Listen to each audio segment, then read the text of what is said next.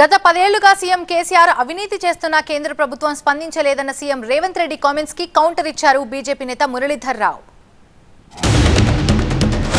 60 సంవత్సరాల ఉమ్మడి రాష్ట్రంలో సమైక్య పాలనలో కూడా జరగనంత అన్యాయము, దోపిడీ, నిర్లక్ష్యం ఈ 10 సంవత్సరాల చంద్రశేఖరరావు గారు పాల్పడ్డారు.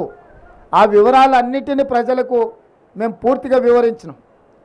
ఈ 10 సంవత్సరాలు ఆయన దోపిడీ చేస్తున్నప్పుడు పిల్లి కళ్ళు మూసుకొని పాలు తాగింది అన్నట్టుగా మోడీ గారు కూడా ఒక్కరోజు కూడా కేసీఆర్ని నిలువరించే ప్రయత్నం చేయలే. ఈరోజు బీజేపీ వాళ్ళు అంటున్నారు మాకు సిబిఐకి మేము తెలుస్తామని. 10 సంవత్సరాలు మీరే ఉన్నారు కదా, సిబిఐ మీదే, ఈడీ మీదే, ఇన్కమ్ ట్యాక్స్ మీదే. సింగిల్ కేసు అయినా కేసీఆర్ కుటుంబానికి వ్యతిరేకంగా మీరు ఎఫ్ఐఆర్ చేసిందా? ఒక్క రూపాయి అవినీతి మీదైనా మీరేమన్నా విచారణ చేపట్టిందా? 60 రోజులు దాటిపోయినాయి. ఈ రోజు బీజేపీ తిడతాను. బీజేపీ దగ్గర ఏమున్నది? బీజేపీ దగ్గర మాట్లాడడానికి, ప్రశ్నించడానికి తప్ప అధికారం లేదు. పోలీసుడు మా చేతులు లేడు,